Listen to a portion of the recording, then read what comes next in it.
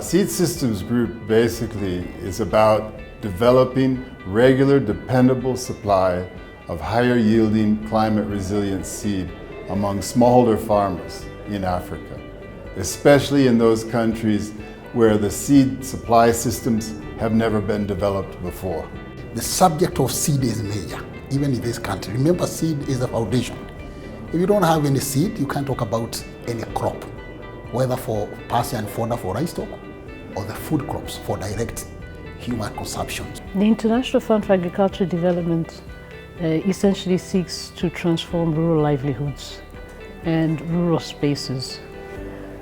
We want to aim to contribute positively to food systems transformation for purposes of food and nutrition security for our member states. So this is really our mandate. It became very important to support this program because it really seeks to build back better, focused on seed systems. And we want to put seeds in the hands of small-scale farmers. And we believe this is an essential and first step to ensure food and nutrition security. The progress has been fantastic. We've developed a methodology that is working.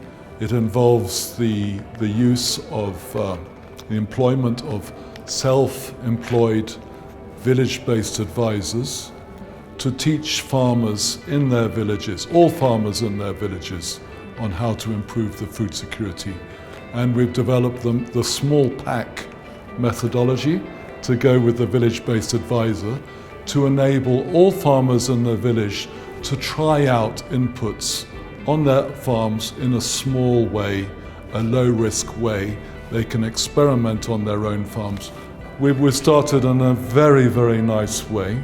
In just 1 year, we have about 1,000 village-based advisors, and they have reached over 100,000 farmers, trained 100,000 farmers in a year. Amazing results coming from the work with these 4 countries. So through the BBB project, the Building Back Rural Livelihood Project, we were able to test and release improved new varieties to the farmers of maize, whereby we release some hybrid seeds, and then sorghum, groundnuts, common beans, and cowpeas. I think the nature of the project was 1 year, response to COVID. And in seed systems, building a project for 1 year is very limited. So the reception was very well received, and is a model that also the government is thinking to cascade and look at that model to build on after the project ends. This particular initiative was really triggered by that desire to see how we can look at a country, look at a community, and see how can we really establish seed systems within a particular country.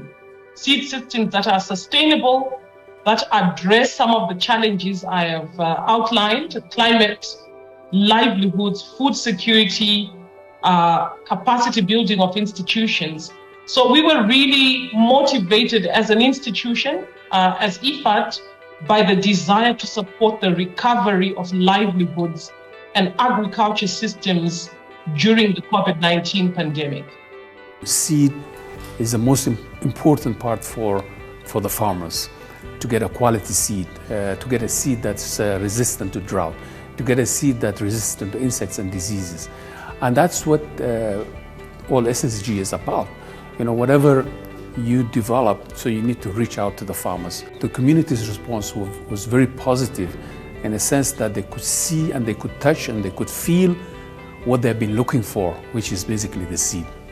Then this would also impact on the readiness and the willingness to scale this up. But on the side of IFAD, we're really quite impressed with the results, and we look forward to engaging with SSG and the other stakeholders into the future.